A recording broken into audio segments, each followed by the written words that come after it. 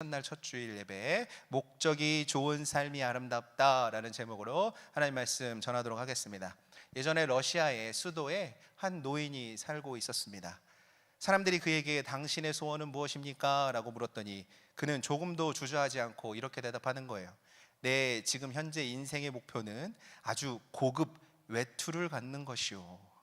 그 노인은 인생의 목표를 달성하기 위하여 열심히 일하고 저축했습니다. 그리고 드디어 80루블의 돈을 저축하여 꿈에 그리던 그 외투를 손에 넣었습니다. 그날은 그 사람에게 있어서 성공한 날이자 목적을 이룬 날이었기 때문에 그는 큰 기대감과 흥분을 가지고 집으로 향했습니다. 그런데 안타깝게도 그가 외투를 사가지고 집에 돌아오다가 그만 강도를 만나서 그 비싼 고급 외투를 빼앗기게 된 거예요. 그 노인은 매우 절망했습니다. 단순히 고급 외투를 강탈당한 것이 아니라 그는 그의 성공을 빼앗긴 것이고 그의 행복을 빼앗겼기 때문입니다. 그날 이후 그 노인은 좌절의 늪에 빠지고 시름시름 앓다가 결국 죽고 말았다. 여러분, 이것이 니콜라이 고글의 사람의 그 저자의 외투라는 소설에 나온 내용이거든요. 여러분, 이 노인의 목표는 고급 외투였지만 여러분, 오늘날에도 어떻습니까? 많은 사람들은 좋은 차, 집, 높은 자리 등 자기가 소유해야 되는 것에 있어서 행복을 찾는 사람들이 많이 있는 것 같습니다. 그런데 여러분, 유명한 한 심리학자가 뭐라고 했냐면 소유의 행복이 없다. 행복은 존재에 있다. 여러분, 소유가 결코 우리에게 행복을 가져다 주지 못하는데도 우리는 계속 속고 살아가는 것입니다. 여러분, 우리는 심심치 않게 뉴스를 보게 됩니다. 어떤 곳에 복권이 크게 당첨되었더라. 그러면서 사람들이 줄을 서서 그것을 찾는 거예요. 왜 그렇습니까? 인생은 한 방이다. 대박을 쫓고 있기 때문입니다. 여러분, 그런데 누구도 이런 모습을 아름답다라고 말하지는 않습니다. 왜 그렇습니까? 인생의 목적과 우선순위를 잘못 결정했기 때문입니다. 여러분, 정말 안타깝지 않습니까? 그렇게 인생의 목적과 우선순위를 잘못 결정해서 방향이 잘못되어서 삶의 의미와 보람을 잃어버리는 사람들이 얼마나 많이 있습니까? 여러분, 경영학의 1인자라고 여겨지는 이 피터 드러커가 하루는 석공들, 그들이 기와나 벽돌들을 쌓는 장면을 보게 되었어요. 그는 석공 세 사람에게 이렇게 질문했습니다. 당신은 지금 무엇을 하고 있습니까? 그랬더니 첫 번째 석공이 대답하는 거예요. 보면 모릅니까? 지금 내가 벽돌을 쌓고 있잖아요. 바쁘니까 저리 가십시오. 두 번째 석공은 대답하는 겁니다. 커다란 벽을 만드는 일을 내가 지금 하고 있습니다. 세 번째 석공은 말하는 겁니다.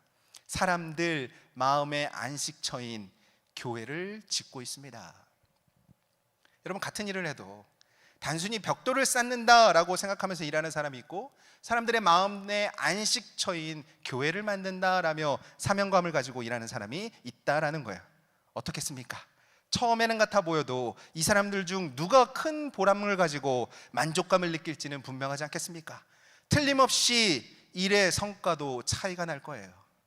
여러분, 우리가 각자 삶의 자리에 하는 그런 모든 일들이 우리의 모습들은 가지각색이겠지만 어떤 삶의 목적과 방향성을 가지느냐에 따라서 우리의 삶에 맺히는 결과들, 열매들은 다를 것입니다.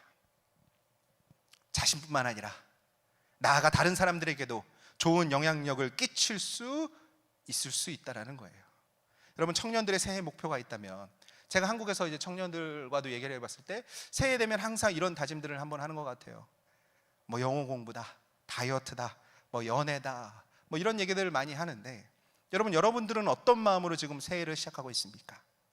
가정이나 진로나 배우자나 오랫동안 소망했던 일들도 있을 것인데 그리고 조금 더 세부적인 구체적인 내용들도 있을 거예요. 그런데 제가 지금 하고 싶은 질문은 이거예요. 그런데 여러분들 새해를 시작하면서 혹시 그리스도인으로서 어떻게 살아갈 것인가에 대한 고민과 결단은 담겨 있으십니까? 여러분, 그런 면에서 오늘 본문이 우리에게 의미 있는 말씀을 주고 있다고 생각합니다. 믿는 사람이 어떤 삶의 목적으로 살아가야 되는가라는 것을 말씀해 주고 있기 때문입니다. 여러분, 오늘 본문은 여전히 세상 속에서 살아가야 되는 우리가 어떻게 살아야 되는지를 알려주고 있다는 거예요. 여러분 로마서가 16장이거든요. 그래서 로마서를 두 부분으로 나누면 1장에서 11장까지는 믿음의 부분을 다루고 있어요. 그래서 무엇을 믿어야 되는가, 믿는 내용과 대상을 보여주고 있습니다. 그런데 12장부터 16장까지는 그러면 믿는 자들은 어떻게 살아야 되는가라는 것을, 그 실천적인 부분을 우리에게 알려주고 있다는 거예요. 여러분 오늘 본문은 우리가 어떻게 살아가야 되는 것인가에 대한 그 지금 첫 시작, 서론과도 같은 그런 부분에 해당되는 거거든요. 그래서 오늘 말씀을 통해 오늘 우리가 우리의 삶의 목적을 어떻게 결정해야 되는지, 성도는 어떻게 살아야 되는지를 한번 살펴보기를 소원합니다. 여러분 그렇다면 성도의 삶이 아름답기 위해서 어떻게 해야 될까요? 좋은 삶의 목적으로 아름다운 성도의 삶이 되려면 어떻게 해야 하는 것일까요? 여러분 먼저 첫 번째는 이것입니다. 성도는 은혜 받은 자임을 기억해야 하는 것입니다. 여러분 오늘 본문 1절에 이렇게 나와 있습니다. 그러므로 형제들아 내가 하나님의 모든 자비하심으로 너희를 권하노니. 여기까지만 읽을게요. 여러분 바울은 지금 새로운 내용을 바꿔가면서 전개하면서 그러므로 라는 단어를 사용하고 있어요. 그러므로는 앞에 부분과 연결이 되어 있다는 거예요. 앞의 내용의 근거에서 지금부터 적고 있는 그 내용들을 이해하십시오 라고 말하고 있는 거예요. 성도가 어떻게 살아야 하는가 하는 것이 지금 앞의 내용에 근거하고 있다는 것입니다. 여러분 앞의 내용이 어떤 것일까요? 1장부터 11장까지 여러분 로마서를 한번 곰곰이 찬찬히 읽어보면 그 죄로 가득한 인간이 예수 그리스도를 믿음으로 말미암아 하나님께 의롭다함을 받는다라는 내용이 담겨져 있거든요. 한마디로 우리는 하나님의 은혜를 받은 자라는 것입니다. 여러분 은혜가 무엇입니까? 받을 자격이 없는 자에게 값없이 거저 주시는 것, 자격이 없다라는 거예요. 그게 은혜 아니겠습니까? 여러분 우리가 하나님의 자녀가 된 것은 우리가 뭔가를 이루거나 성공했거나 나의 행함에 달려있는 것이 아니었다는 거예요. 나의 노력, 나의 성취, 나의 지식, 내가 잘나서도 아니었다는 것입니다. 성경은 오히려 우리에게 뭐라고 말씀하시냐면 너희는 죄인이다. 모든 사람이 죄를 범하였음에. 여러분 그 죽을 수밖에 없는 우리가 하나님의 자녀가 된 것입니다. 새로운 피조물이 되었고 새 생명을 얻게 된 것입니다. 여러분 이것이 우리의 노력으로 가능했을까요? 여러분 결코 아닙니다. 예수 그리스도를 믿음으로만 가능한 것이에요. 그런데 여러분 그거 아십니까? 그 믿음도 하나님의 선물이래요. 하나님이 믿도록 도와주셔야 되는 거예요. 그래서 수십 년 동안 교회 나와도 예수 그리스도를 정말 인격적으로 만나지 못하고 믿음이 안 생기는 사람들, 죽을 때 그렇게 고백하는 사람들, 우리가 그 얘기를 얼마나 많이 들었습니까? 여러분 바로 이런 점들을 아는 사람들은 내가 나의 구원을 위해 하나님이 자녀 삼아주신 이유에 대해 어떤 결론을 내리냐면, 그래 내가 아무것도 나는 기여한 것이 없구나, 나의 구원을 위해서. 그렇게 결론 짓게 되어 있다는 거예요. 여러분 그래서 우리는 그 은혜를 기억해야 되고 그 은혜를 바탕으로 살아가야 되는 것입니다. 여러분 이 큰 은혜를 아는 사람이 삶의 문제를 만나도 낙심하지 않을 수 있지 않을까요? 왜요? 나는 아무런 자격이 없고 내가 노력 때문이 아니고 내가 잘하고 성공하고 실패에 관련 없이 하나님이 나에게 은혜를 주셨다는 것을 아는 사람들은 낙심하지 않을 수 있는 것 아니겠습니까? 더 나아가 항상 기뻐하라, 범사에 감사하라, 용서하라. 그 은혜를 아는 사람은 정말 행할 수 있지 않겠습니까? 여러분 새로운 발걸음으로 복음에, 그래서 나뿐만 아니라 주위의 사람들에게까지 영향력을 끼칠 수 있는 사람이 될 수 있지 않을까요? 왜요? 내가 그 큰 은혜를 받았기 때문에. 자기 아들을 아끼지 아니하시고 우리에게 모든 것을 내어주신 하나님께서 그 이후에 더 큰 은혜를 계속 부어주시지 않겠습니까? 마태복음 20장에 보면 포도원 품꾼의 비유가 나오거든요.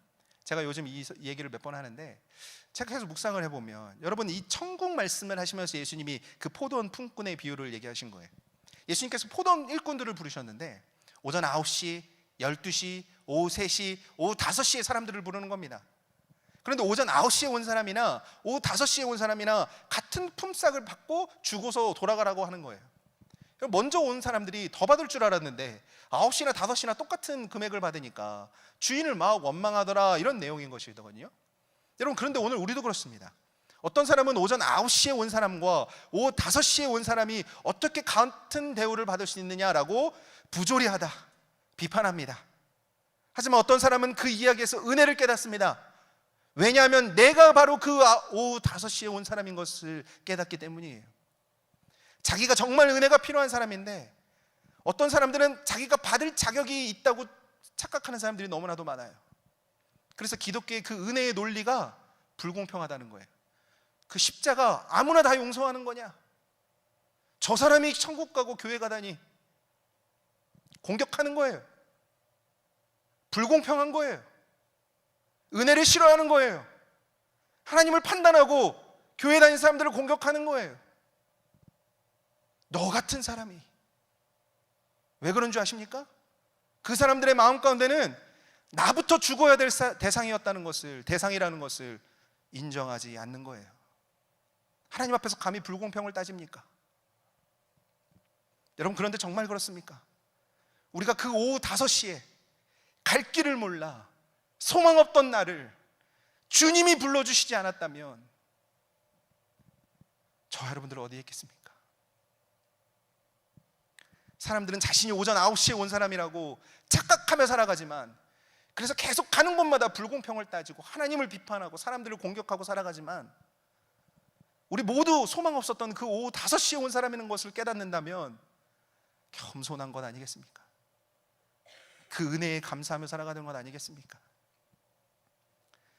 여러분, 하나님이 이거 천국 비유라고 했죠. 하나님이 때를 정확히 지키셔가지고 그 오전 9시에 문을 닫아버렸으면 저와 여러분 같은 사람이 들어갈 수 있었을까요? 나와 같은 깊은 절망에 빠져야 될 사람도 택함 받아 불려갈 수 있었던 것은 그 하나님이 갈 길 몰라 방황하는 그 시간을 놓쳐서, 때를 놓쳐서 방황하는 그 사람들 오후 5시에도 불러주셨기 때문인 거예요. 저와 여러분들이 그런 사람인 것입니다. 여러분, 그래서 성도는 두려움과 염려, 근심, 의무감으로 예배하고 하나님의 뜻을 따르는 자들이 아닌 거예요. 우리는 하나님의 놀라우신 은혜로 말미암아 그 은혜 때문에 참된 그리스도인으로 살아갈 수 있는 것입니다. 여러분, 마음 가운데 새해를 시작하면서 아직도 근심, 걱정, 불평이 있으십니까? 그 은혜를 다시 한번 묵상하십시오. 그 은혜를 다시 한번 붙드십시오. 하나님께 은혜를 간구하십시오. 우리 신앙생활과 삶에서 모든 것은 그 은혜, 믿음에 근거하여 행해야 하는 것입니다. 그렇기 때문에 오늘 바울이 우리에게 뭐라고 하십니까? 그러므로 하나님의 모든 자비하심으로 너희를 권하노니, 그 하나님의 그 은혜와 그 불쌍히 여겨주심, 그 자비로 말미암아 여러분 살아가십시오. 지금부터 이 일들을 그렇게 행하십시오 라고 지금 우리를 권면하고 있는 것입니다. 여러분, 그렇다면 이어서 하나님께서 기뻐하시는 성도의 삶, 그것은 무엇일까요? 두 번째는 이것입니다. 우리는 거룩한 산 제물이 되어야 되는 것입니다. 여러분, 이름도 어려운데 프로크루스테스라는 그리스 신화에 나오는 포악한 거인이 있습니다. 그 아테네 바깥에서 언덕에 살다가 이 붙잡아온 사람들을 붙잡아요. 그리고 자기의 그 침대가 있거든요. 침대에 눕히고는 그 사람이 그 침대보다 키가 더 길면 발을 자르고, 그 사람이 침대보다 작으면 그 침대 길이에 맞춰서 그 사람 다리를 억지로 늘린다라는 게 그 내용이거든요. 잔인하죠. 그런데 어떤 사람도 잡아온 그 사람들이 아무도 그 키가 침대의 길이에 딱 들어맞는 사람이 없었다는 거예요.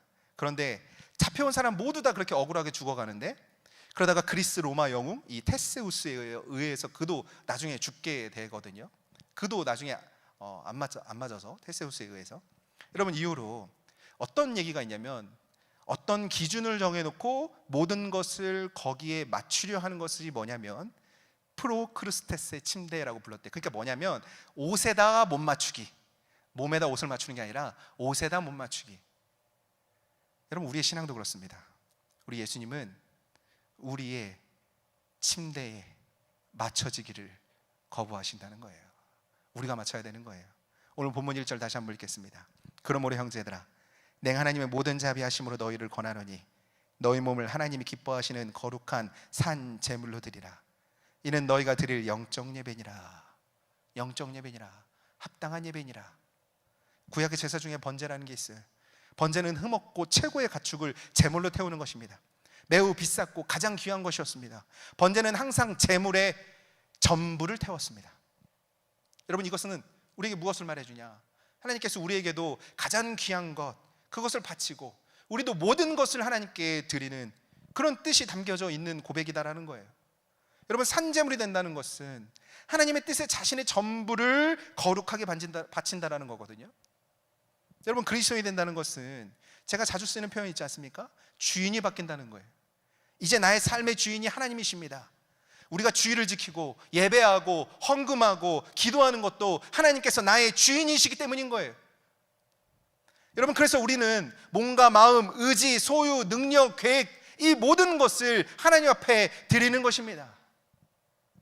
여러분, 이것이 기독교만이 가진 독특한 요구인데, 성도는 삶의 자세가 뭐냐면 세상 사람들의 모습과는 다르게 되어 있어요.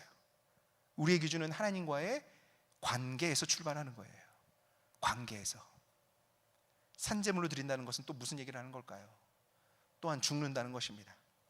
세상의 가치 기준보다 내 뜻보다 중요한 것을 위해 내가 죽는다는 거예요. 우리의 자아를 죽이고 우리의 성질을 죽이고 시간과 물질과 수고를 이제는 다른 곳에 사용할 줄 안다라는 뜻인 거예요. 그게 바로 오늘 본문의 영적 예배, 합당한 예배인 거거든요.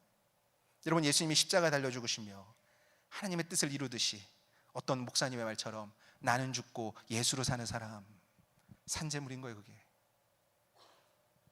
여러분, 하나님께서는 성도의 삶 전체가 하나님께서 기뻐하시는 거룩한 산제물, 곧 영적 예배가 되기를 원하시는 줄로 믿습니다. 그래서 토전하는 목사님이 이렇게 말씀하셨어요. 우리가 주중에 하나님을 기억하지 못한다면 우리 주일 예배는 아무런 의미가 없다. 그러므로 하나님의 은혜로 자녀된 우리 자신을 거룩한 산제물로 하나님께 드릴 줄 아는 삶 전체에서 예배자가 되는 저와 여러분들 되어지기를 바랍니다. 그래서 예수님께서는 자기를 부인하고 날마다 제 십자가를 지고 자기 십자가를 지고 나를 따르라 라고 말씀하신 거예요. 두 번째 무엇입니까? 산제물이 되십시오. 마지막 세 번째, 그렇다면 마지막으로 하나님이 기뻐하시는 성도의 삶은 무엇일까요? 세 번째는 이것입니다. 세 번째는 세상을 본받지 말고 하나님의 뜻을 따라야 하는 것입니다. 본문 2절에 이렇게 나와 있습니다. 본문 2절입니다. 너희는 이 세대를 본받지 말고 오직 마음을 새롭게 함으로 변화를 받아 하나님의 선하시고 기뻐하시고 온전하신 뜻이 무엇인지 분별하도록 하라. 지금 바울이 좀 더 구체적인 실천적인 내용을 얘기하고 있거든요. 여러분, 성도들은 악한 세상을 본받는 것이 아니라 마음을 새롭게 하여 하나님의 뜻을 분별하고 추구해야 된다는 거예요. 여러분, 너무나도 유명한 여기 그 근처에서 목회하시는 하셨던, 이제 은퇴하셨던 것 같아요, 그 리고네 목사님이 쓰신 목적이 이끄는 삶이라는 책이 있지 않습니까? 수천만 부의 책이 팔려가지고 나중에는 교회에서 사례도 안 받겠다고. 그 리고네 목사님이 또 목적이 이끄는 교회, 목적이 이끄는 삶 이렇게 두 권 이렇게 쓰셨거든요. 그렇게 책을 쓰셨는데 그 책이 사실은 너무 제목이 좋은 것 같아요. 그게 뭡니까? 방황하는 세대에게 목적이 이끄는 삶. 제목만도 뭔가 읽어보고 싶지 않나요? 그런데 그 제목이 어디서 따온 거냐면 그분이 사도행전 13장 36절에 나타나는 것을 따라 지었다라고 합니다. 사실 사도행전 13장 36절에 이렇게 나와 있어요. 다윗은 당시에 하나님의 뜻을 따라 섬기다가 잠들어. 뭐요? 다윗은 하나님의 뜻을 따라 그 당시에 섬기다가 잠들어. 여러분, 우리 사람은 모두가 결국 무엇인가에 의해 움직여지는 거예요. 다른 사람, 나의 평판, 명예, 소유욕, 아까도 얘기했듯이 그것에 따라 영향받고 움직이게 되어 있습니다. 여러분, 그런데 교회도 그렇습니다. 교회도 그렇습니다. 재정, 전통, 프로그램, 사람, 행사, 심지어 건물에 이르는 것까지 그런 것에 영향받아 움직이게 되어 있는데, 그런데 건강한 교회, 건강한 성도의 삶이 무엇이냐? 바른 목적을 따라 살아가는 거예요. 이 목적이 무엇이냐? 예수님이 성경으로 주신 그 말씀에 기초하여 목적들이 세워져 갈 때, 그게 바로 바른 성도의 삶이다라는 것이죠. 여러분, 우리는 예수 믿는다라는 말을 많이 합니다. 예수 믿는다, 나 예수 믿습니다. 여러분, 예수님을 믿는다는 건 예수님의 방식대로 살아간다는 거예요. 예수님이 좋다는 것을 나도 좋아하고 예수님이 가는 곳에 나도 가는 거예요. 이게 무슨 말이냐면 예수님이 주목하는 그 사람, 그 장소, 그 일들에 나도 가치를 부여하여 살아간다. 여러분, 이게 예수님을 믿는다는 거거든요. 그런데 마귀의 유혹, 세상을 본받는다는 건 뭐냐면 예수님이 중요하다는 것을 뒤집는 거예요. 다른 것에 더 가치를 부여하는 거예요. 가치를 부여한 그 사람이 중요하지 않다라고 하는 게 마귀의 속삭임인 거예요. 다른 것을 더 중요하게 여겨버리게 만드는 거예요. 이게 바로 세상을 따르는 모습인 거거든요. 여러분, 세상은 우리를 계속 혼란스럽게 할 거예요. 사단 마귀도 계속 우리를 혼란스럽게 할 거예요. 우리가 무엇을 본받고 살아가야 되는지 혼란스럽게 할 것입니다. 그런데 여러분, 우리에게는 분명한 기준이 있습니다. 그렇기 때문에 우리는 그 하나님의 말씀, 성령 하나님을 의지하며 그 말씀을 붙들고 하나님의 뜻인지 아닌지 분별하면서 말씀을 따라가야 되는 줄로 믿습니다. 여러분, 올 한 해 삶의 가장 중요한 목적을 말씀해 두십시오. 말씀에 초대가 있으면 순종하십시오. 나의 길, 나의 생각을 버리고 말씀을 따르십시오. 예수님 닮은 모습으로 살아가십시오. 그렇게 살아가는 자가 바른 목적을 가진 성도의 아름다운 모습인 줄로 믿습니다. 여러분, 2006년에 1월 달에 33세에 한 청년의 장례식이 있었습니다. 그런데 그 장례식에 4,000명이나 되는 조문객들이 찾아오는 거예요. 바로 그 청년이 어떤 청년이냐면, 그 책으로도 나온 그 청년 바보 의사 안수연 씨 이야기거든요. 그가 죽을 때 당시 군대 의사였고 영락교회 청년이었어요. 그런데 그가 그 당시에 모든 의사들이 파업을 했을 때도 홀로 중환자실에서 환자를 돌본 사람이었거든요. 그리스도인이었어요. 그런데 그가 33살에 유행성 출혈열에 감염되어 사망을 하고 만 것입니다. 그의 부모님이 교회를 잘 섬기는 권사님, 장로님이셨는데 그 부모님도 하나님의 뜻이 어딨냐라고 계속 묻지 않았을까요? 그런데 이 장례식에 찾아온 4,000명 중에 의사, 간호사, 병원 직원 찾아왔겠죠. 그런데 교회 선후배도 찾아왔을 테고, 그런데 군인, 병원 청소하시는 분, 식당 아줌마, 매점 앞에서 구두 닦는 분, 이런 분들이 그 청년을 찾아왔대요. 왜냐하면 그들은 그 청년의 착한 행실을 통해 하나님의 사랑을 경험했기 때문입니다. 그의 책 중에 한밤중에 컵라면 배달이라는 내용이 있어요. 이런 내용인 겁니다. 그분이 이제 그 병원에서 일하고 있는데 한밤중에 술에 잔뜩 취해가지고 어떤 사람한테 얻어맞아서 온 환자가 있었습니다. 그 환자에게는 보호자도 없는 거예요. 환자가 불쌍하게 여긴 그 주치의가 그에게 컵라면이라도 하나 갖다 줘라 라고 이제 그 청년을 시킨 거예요.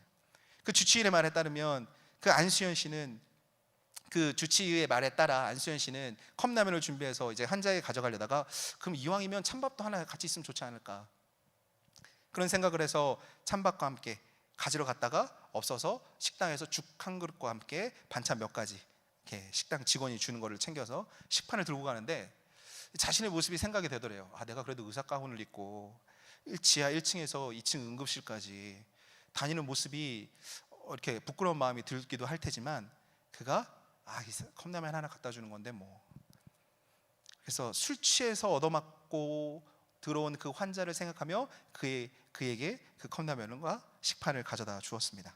그런데 그 며칠 후에 그 수중에 돈이 없었던 그 환자가 치료를 받다 말고 병원을 몰래 빠져나가 도망가 버린 거예요. 그러면서 그 다음에 그 의사가 이렇게 기록한 것입니다. 그의 얼굴도 이름도 모르지만 그때 그 환자에게 전해준 컵라면과 죽 한 그릇이 그에게 따뜻한 기억으로 남아있길 바란다. 여러분, 그 안수연 씨를 기억하는 많은 사람들은 이렇게 말합니다. 그는 예수님을 닮은 사람이었다. 그를 통해 예수의 흔적을 볼 수 있었다. 예수님을 생각나게 하는 사람이었다. 마태복음 19장에서 무슨 선한 일을 하여야 영생을 얻을 수 있겠습니까? 나왔던 그 청년에게 예수님은 이렇게 말씀하십니다. 너가 온전하고자 할 때인데 가서 내 소유를 팔아 가난한 자들에게 주라. 그리하면 하늘에서 보화가 내게 있으리라. 그리고 와서 나를 따르라. 여러분, 이 의사 안수연 씨의 삶이 세상은 더 소유해야 된다고 강조하고 주장하는 이 세대를 본받지 않고 주님처럼 은혜를 나누고 복을 나누고 사랑을 나누는 사람 아니었을까요? 우리 사랑하는 청년 여러분, 여러분의 삶의 계획과 목표, 무언가 하는 일들의 목적은 무엇입니까? 혹시 자신의 삶에서 하나님을 너무 외면하며 나의 삶의 목표를 세우고 있지 않습니까? 나에게서 하나님이 원하시는 것에 대해서는 전혀 생각할 틈도 없이 살아가고 있었던 것은 아닙니까? 우리 YDC 어떻게 예배하고 교제하고 섬겨야 됩니까? 우리 이민 생활도 힘들고 외로운데 함께 모여서 즐거운 시간 보내면 됐지 그걸로 끝입니까? 아니다라는 거예요. 하나님은 우리 한 사람 한 사람을 통해 온전한 예배를 받으시기 원하시고 우리 주위에 있는 사람들도 하나님 앞에 나오기를 원하시는 거예요. 우리를 통해서. 올해 우리 그런 목표를 가지고 우리 삶에서 주를 위해, 남을 위해 산재물이 되며 세상을 본받지 말고 말씀의 길을 따라가는 저와 여러분들 되어지기를 소원합니다. 그럼 우리 시간 저와 여러분, 우리가 조금 부족할지라도 하나님의 은혜를 기억하며 기쁨으로 삶에서 하나님을 예배하는 그분의 기쁨이 되는 저와 여러분들 되어지기를 소원합니다. 할렐루야. 우리 시간 다 같이 찬양하고 기도하겠습니다. 나는 주님께 속한 자. 이 땅에서 나의 삶이 비록 버겁고 힘들지라도 주님을 믿으며 나아갑니다. 내가 주님께 온전히 속한 자 되어 하나님 나라와 영광을 위해 쓰임받기를 원합니다. 우리 그 마음으로 찬양하고 기도하시겠습니다. 이 땅에 내 삶